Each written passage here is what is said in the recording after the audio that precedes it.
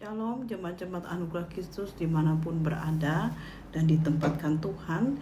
Kiranya pada sore hari ini ulangan 28 mengenai berkat menyertai saudara dan saya. Dikatakan diberkatilah engkau di ladang dan diberkatilah engkau di kota.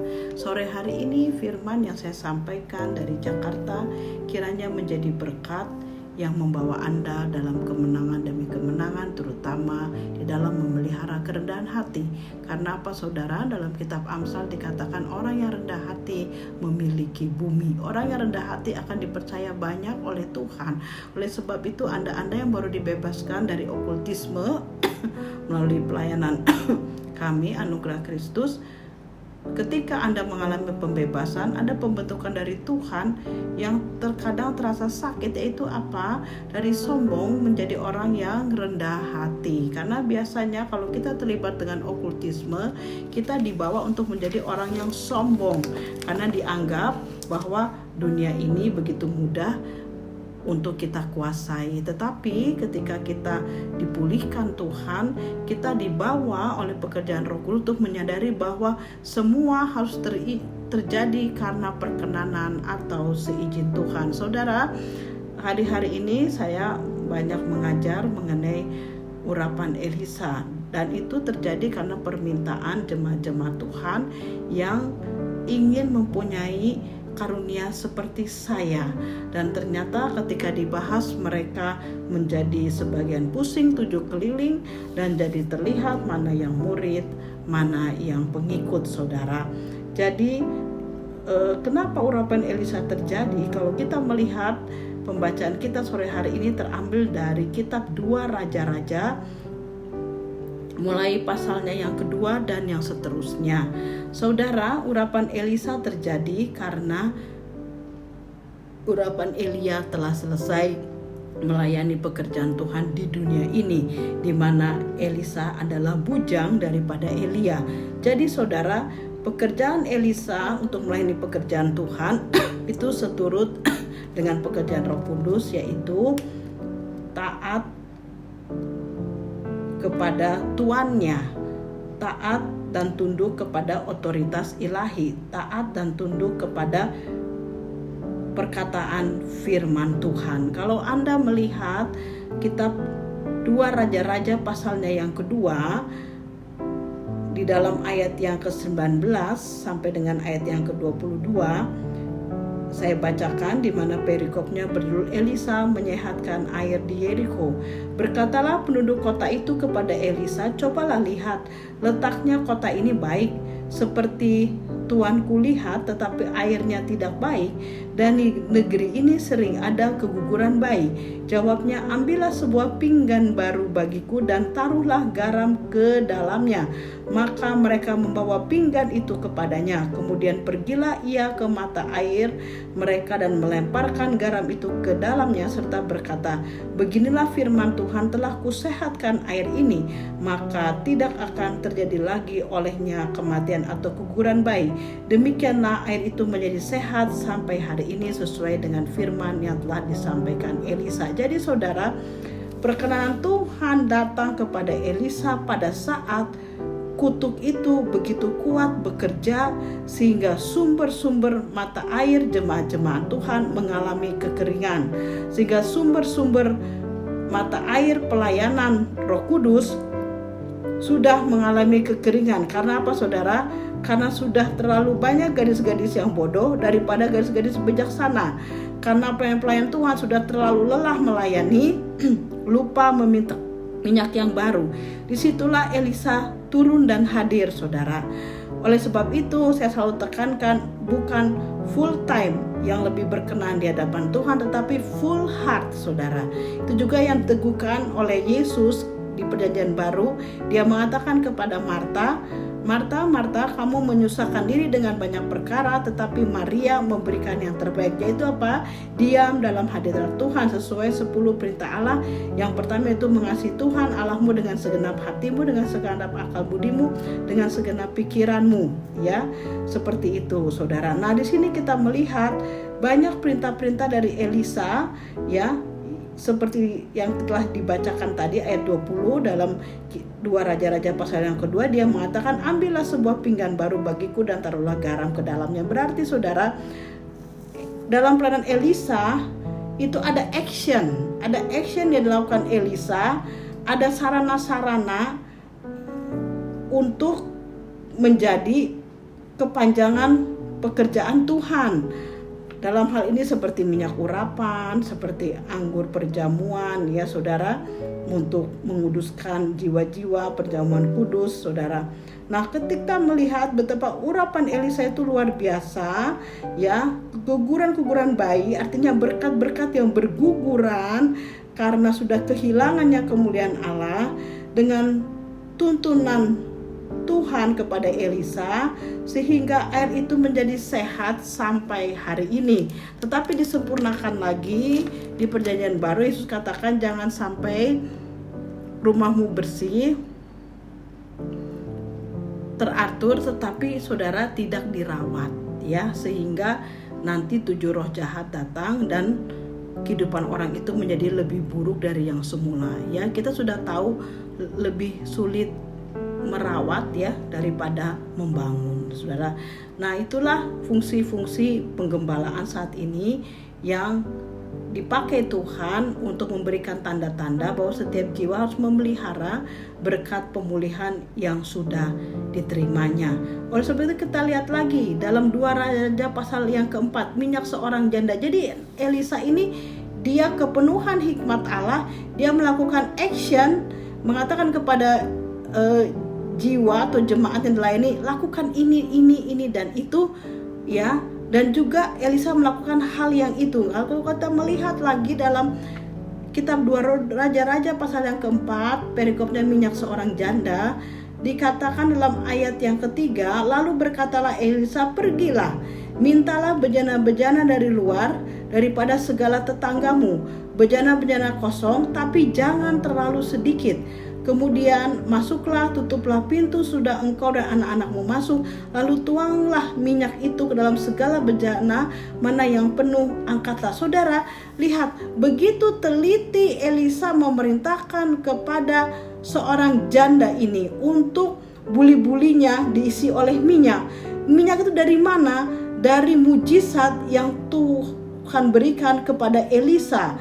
Kalau Anda melihat luar biasa firman ini, ayat yang kelima berkata, pergilah perempuan itu daripadanya, ditutupnya lah pintu sudah ia dan anak-anaknya masuk, dan anak-anaknya mendekatkan bejana-bejana kepadanya, sedang ia terus menuangkan, yaitu si janda tersebut, saudara. Ketika bejana-bejana itu sudah penuh, berkatalah perempuan itu kepadanya, dekatkanlah kepadaku sebuah bejana lagi.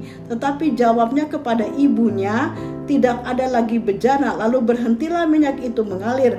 Kemudian pergilah perempuan itu memberitahukannya kepada abdi Allah, dan orang ini berkata, pergilah, jualah minyak itu, bayarlah hutangmu, dan hiduplah dari lebihnya engkau serta anak-anakmu. Saudara, firman ini bicara pengurapan. Oleh sebab itu disempurnakan lagi di perjanjian baru, berilah maka engkau akan diberi. Jadi saudara, banyak kita kalau pergi tempat ibadah ada perkataan berilah maka engkau akan diberi, suatu ukuran yang padat, ya, yang tidak tergoncangkan. Itu sebenarnya waktu saya belajar teologi, ya, itu bukan bicara tentang pemberian persembahan jemaat, tapi bicara tentang pengurapan. Pengurapan Roh Kudus itu akan terus bekerja, membela, melindungi, dan bukakan jalan kalau kita mau melakukan perintah Tuhan. Jadi roh kerendahan hati sangat-sangat dibutuhkan, saudara. Nah, kalau kita melihat luar biasa, suatu cara yang sederhana tetapi sangat teliti dikatakan, dan si janda ini melakukannya bersama anak-anak. Tapi apa yang terjadi, saudara? Urapan berkat, urapan baru tercurah sehingga dia bisa membayar hutangnya, bahkan bisa hidup dari lebihnya, saudara. Ini bicara pengurapan berkat. Jadi pengurapan berkat itu harus dikerjakan, saudara, ya. Dikatakan oleh Elisa, saya ulangi ayat ketiga dari 2 Raja pasal keempat, lalu berkata Elisa, pergilah, mintalah bejana-bejana dari luar daripada segala tetanggamu, bejana-bejana kosong, tetapi jangan terlalu sedikit. Kalau kita orang yang gak taat, sama perintah Tuhan, rasanya ribet ketemu Elisa, saudara. Saya juga kalau bertemu jiwa-jiwa ada yang gak mau terima, dibimbing, dituntun gak mau, maunya ya udah instan aja, apalagi untuk memberi, paling gak mau. Padahal saudara, dengan Anda memberi bagi kemuliaan Tuhan, berilah maka engkau diberi. Apa? Take action, melakukan apa yang menjadi kehendak daripada utusan Allah, ya. Tanpa dengan logika, kerjakanlah keselamatanmu. Karena kita nggak tahu apa yang telah kita perjanjikan kepada kegelapan dan bagaimana permainan kegelapan itu mengitari, merobohkan kita, membuat hidup kita menjadi bobrok. Tetapi karena si janda ini betul-betul mendengarkan perintah Tuhan, yang ribet ini jadi simple. Dikatakan, pergilah, mintalah bejana-bejana dari luar daripada segala tetanggamu, bejana-bejana kosong, tetapi jangan terlalu sedikit. Ini terlalu sedikit nih gimana? Ya, harus dengan sukacita dan rela berkorban ketika kita dituntun untuk mengalami pemulihan. Kita melihat lagi perempuan Sunem dengan anaknya. Ada lagi perintah Elisa, ayat yang ke-10. Baiklah kita membuat sebuah kamar atas yang kecil, yang berdinding batu, dan baiklah kita menaruh di sana baginya sebuah tempat tidur, sebuah meja, sebuah kursi, dan sebuah kandil. Maka apabila ia datang kepada kita, ia boleh masuk ke sana. Tuntunannya begitu teliti, berdinding batu, menaruh di sana bagian sebuah tempat tidur, sebuah meja, sebuah kursi, dan sebuah kandil, dan selanjutnya saudara. Tapi kalau kita melihat setiap orang yang diberi kewenangan oleh Elisa untuk menerima tuntunan dari Elisa, urapan yang Tuhan percayakan, asal dengan sukacita, mujizat itu terjadi, saudara. Kalau kita melihat kembali di dalam ayat yang ke-34 dalam 2 Raja-Raja pasal yang ke-4, dikatakan, lalu ia membaringkan dirinya di atas anak itu dengan mulutnya di atas mulut anak itu dan matanya di atas mata anak itu, serta telapak tangannya di atas telapak tangan anak itu, dan karena ia menderap di atas anak itu, maka menjadi panaslah badan anak itu. Sesudah itu ia berdiri kembali dan berjalan ke dalam rumah itu, sekali ke sana dan sekali ke sini, kemudian meniara pula lah ia di atas anak itu, maka bersinlah anak itu sampai 7 kali, lalu membuka matanya, saudara, sehingga anak yang mati itu bangkit. Kalau kita melihat rasanya mustahil yang dilakukan Elisa, tetapi ada mujizat, ada kuasa otoritas ilahi yang hadir. Saya percaya ketika Elisa berjalan dalam rumah itu, sekali ke sana dan sekali ke sini, itu apa, saudara? Dia sedang mematahkan setiap kutuk yang membuat anak ini mati. Oleh sebab itu, kadang-kadang kita hamba Tuhan Elisa, kita datang ke satu tempat itu berkali-kali, saudara. Ya, berkati lagi. Nah, Anda harus senang kalau dikunjungi atau dihubungi oleh hamba Tuhan, bahkan didoakan, saudara. Jangan mempunyai pikiran picik, aduh, ini mau ngapain ya hamba Tuhan ini, kepengen apa ya dari saya. Tidak, saudara. Tuhan tidak meminta harta kita, tapi Tuhan meminta sifat yang suka memberi. Berilah maka engkau diberi. Kalau kita melihat ayat ke-37 dikatakan, masuklah perempuan itu lalu tersungkur di depan kaki Elisa dan sujud menyembah dengan mukanya sampai ke tanah. Kemudian diangkatnya lah anaknya lalu keluar. Anak ini melambangkan berkat, saudara. Berkat yang sudah mati gak bisa dihidupkan lagi. Dengan Elisa datang, berkat itu dihidupkan kembali oleh Tuhan. Karena apa, saudara? Si wanita ini dibentuk menjadi orang yang rendah hati, sehingga ketika berkat terbuka, bukan kesombongan, tetapi perempuan itu tersungkur depan kaki Elisa dan sujud menyembah dengan mukanya sampai ke tanah. Artinya apa? Dia serahkan kembali segala sesuatunya ke dalam tangan Tuhan dan minta penjagaan daripada Tuhan. Kemudian diangkatnya lah anak itu. Artinya itu apa? Berkat itu untuk memuliakan nama Tuhan. Kalau kita melihat kembali dalam 2 Raja-Raja pasal yang ke-4, dengan perikop yang berjudul Maut dalam Kuali ayat 38 dan seterusnya. Elisa kembali ke Gilgal pada waktu ada kelaparan di negeri itu, dan ketika pada suatu kali rombongan nabi duduk di depannya, berkatalah ia kepada bujangnya, taruhlah kuali yang paling besar di atas api dan masaklah sesuatu makanan bagi rombongan nabi itu. Ayat 39. Lalu keluarlah seorang dari mereka ke ladang untuk mengumpulkan sayur-sayuran. Ia menemui pohon sulur-suluran liar dan memetik daripadanya labu liar, serangkul penuh dalam jubahnya. Sesudah ia pulang, teruslah ia mengiris-ngirisnya ke dalam kuali masakan tadi, sebab mereka tidak mengenalnya. Ayat 40. Kemudian dicedoklah dari masakan tadi bagi orang-orang itu untuk dimakan, dan segera sudah mereka memakannya, teriaklah mereka berkata, maut ada dalam kuali itu, hai abdi Allah, dan tidak tahan mereka memakannya. Ayat 41. Tetapi berkatalah Elisa, ambillah tepung, dilemparkannya itu ke dalam kuali serta berkata, cedoklah sekarang bagi orang-orang ini supaya mereka makan. Maka tidak ada lagi suatu bahaya dalam kuali itu. Luar biasa, saudara. Perjanjian Tuhan dalam pekerjaan Elisa yaitu pemulihan, sehingga iblis tidak ada tempat lagi asalkan orang itu selalu melihat, mendengar, dan merawat otoritas ilahi yang sudah hadir di dalam kehidupan berkat, saudara. Nah, di sini kita melihat Elisa take action lagi. Dibilang ambillah tepung. Kemudian dikatakan cedoklah sekarang bagi orang-orang ini supaya mereka makan. Jadi kalau kita melihat urapan Elisa, dia memberi sedikit, tetapi orang yang dilayani harus memberi banyak untuk kemuliaan Tuhan, saudara. Ya. Dan ternyata digenapi kembali di perjanjian baru. Ketika murid-murid melayani, terjadi pelipat gandaan, tetapi gak semuanya jadi murid, semuanya ada yang pengikut aja. Hanya mau senang-senangnya aja melayani. Saudara, bukan betul-betul ingin masuk terlibat ke dalam kuasa dan otoritas ilahi, saudara.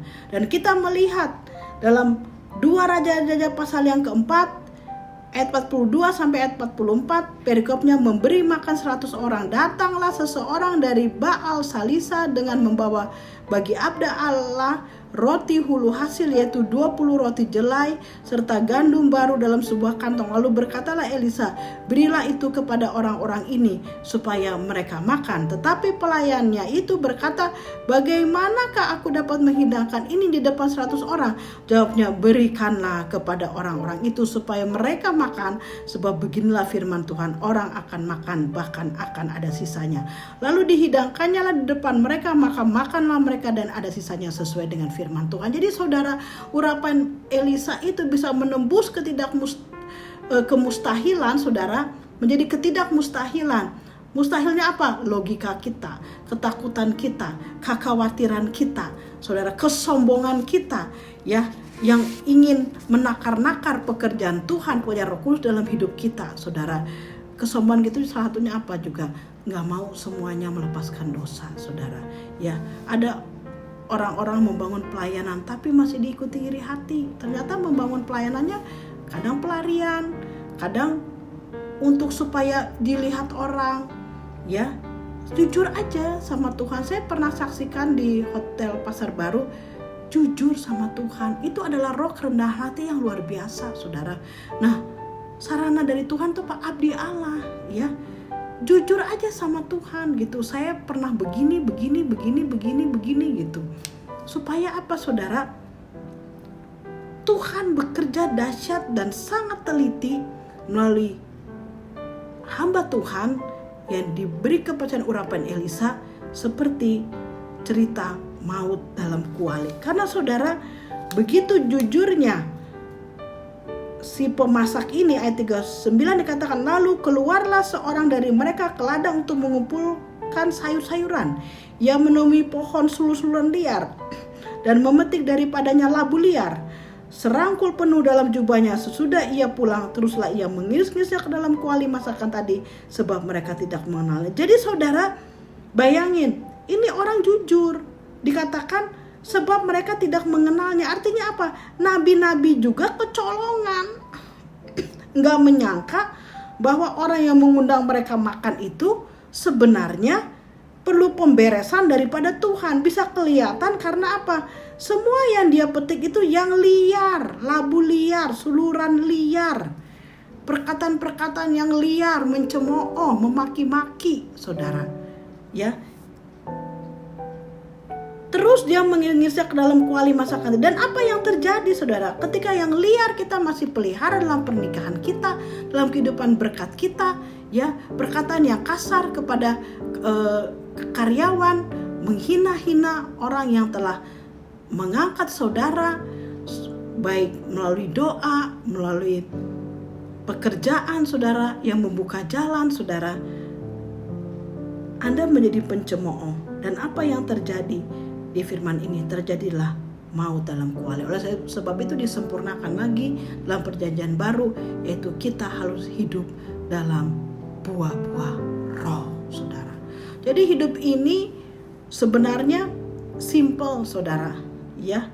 Mau tunduk kepada otoritas ilahi yang pertama, kedua, ya, terbeban kepada apa yang menjadi rencana Tuhan dalam dunia ini.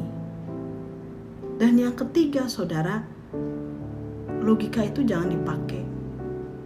Seperti ketika Elia katakan, lakukan dan engkau bisa memberi makan 100 orang, saudara.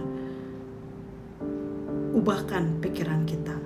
Kalau kita ingin diberkati secara besar, berilah. Berilah itu tidak selalu dengan harta, tapi mau mendoakan orang lain dengan kesungguhan hati, saudara. Bahkan mendoakan orang yang telah mencederai kita, yang telah menghina kita.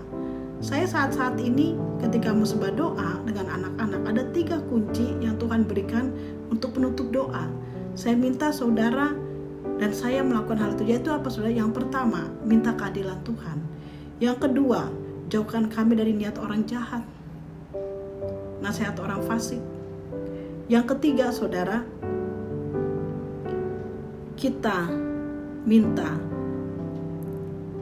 kepada Tuhan, selain keadilan, selain dijauhkan Tuhan dari niat orang jahat, nasihat orang fasik. Yang ketiga, senang memberi untuk kemuliaan Tuhan, saudara. Nanti Tuhan yang takar apakah kita memberi dengan harta kita, memberi dengan doa kita, memberi dengan waktu kita, saudara. Dan jangan lupa, doa juga yang terakhir, berkatilah orang-orang yang telah memberkati saudara, dan berkatilah musuh-musuh saudara. Jadi saudara-saudara, sebelum kita bertemu tatap muka bersama dengan saya di rumah saudara, di dalam konseling, baik untuk pernikahan, saling mendoakan saudara dalam komsel, bahkan dalam ibadah minggu, saudara.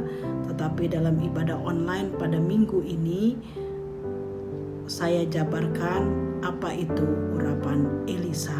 Ya, mungkin waktu kita sekolah minggu dikasih tahu bahwa Elisa adalah orang yang menggantikan Elia. Tetapi urapan Elisa sedikit berbeda dengan Elia.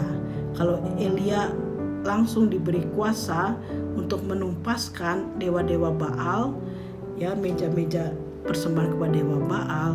Tetapi kalau Elisa, dia diberi karunia atau otoritas untuk membuat pemetaannya dulu sebelum menghancurkan, sehingga terjadi firman Tuhan yang telah kita baca, maka air itu menjadi bersih untuk selama-lamanya. Anak perempuan Sunem yang mati menjadi sembuh, saudara. Maut dalam kuali tidak ada lagi, saudara, ya. Yang pertama urapan Elisa, yang pertama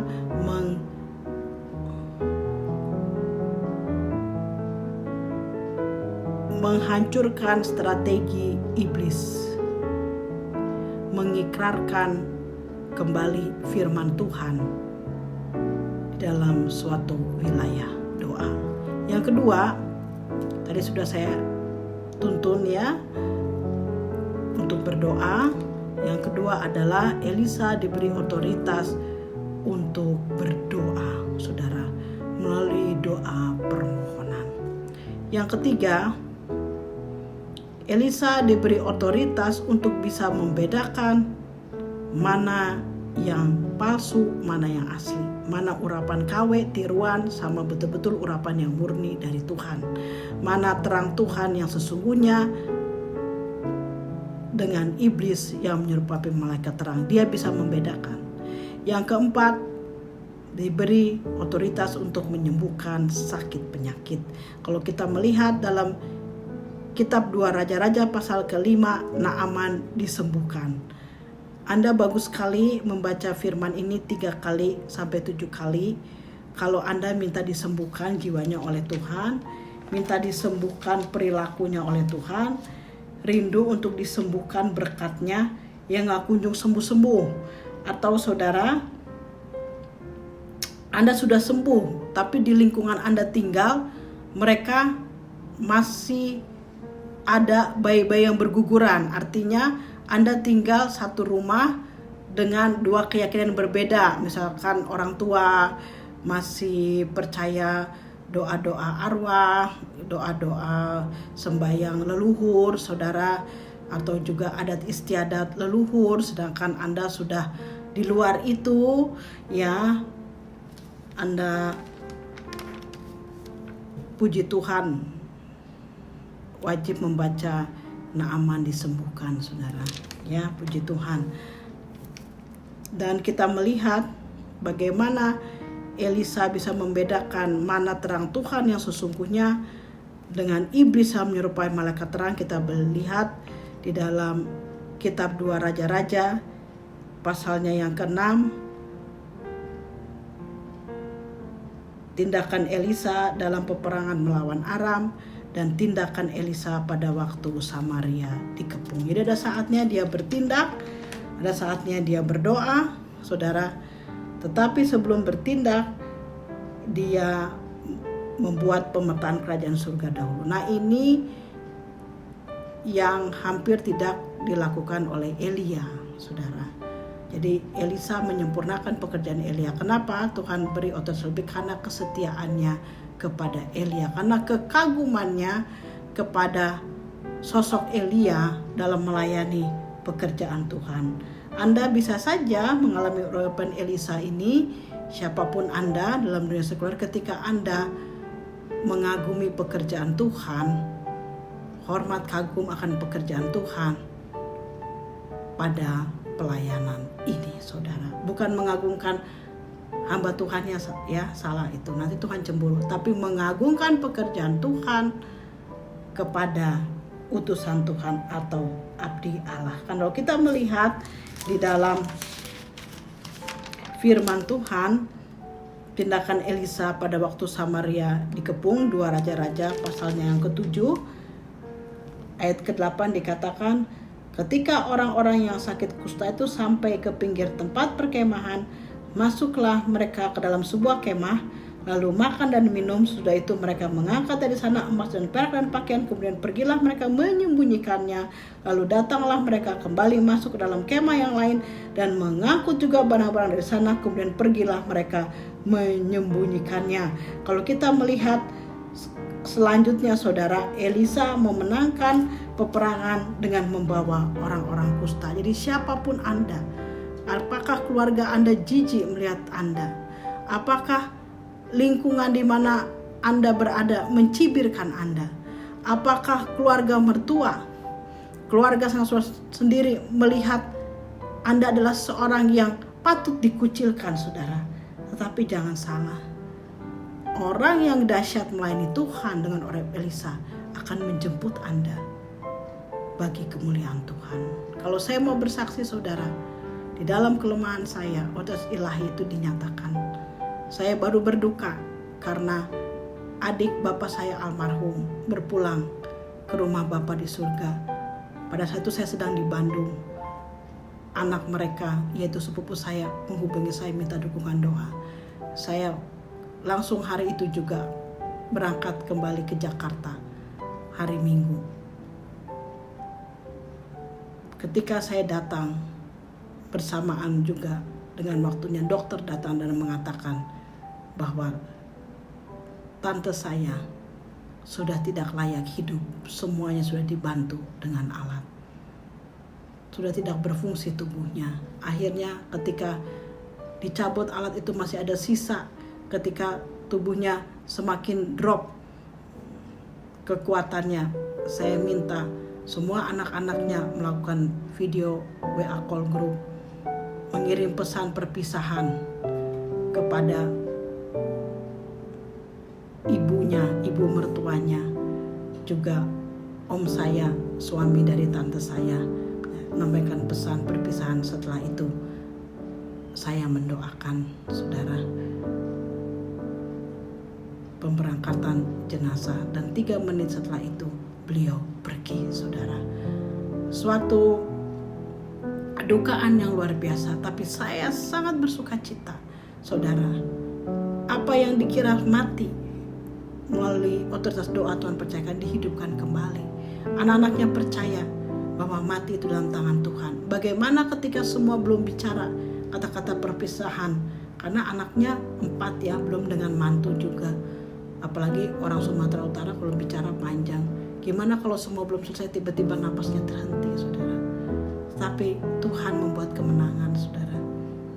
Ya, urapan Elisa membuat jubah yang usang itu digantikan Tuhan dengan jubah yang baru, yang tidak pernah mati. Konektivitas ilahi kita tidak bisa mati dengan Tuhan. Banyak pengurus-pengurus kami yang dahulu sekarang sudah mempunyai roh yang martir.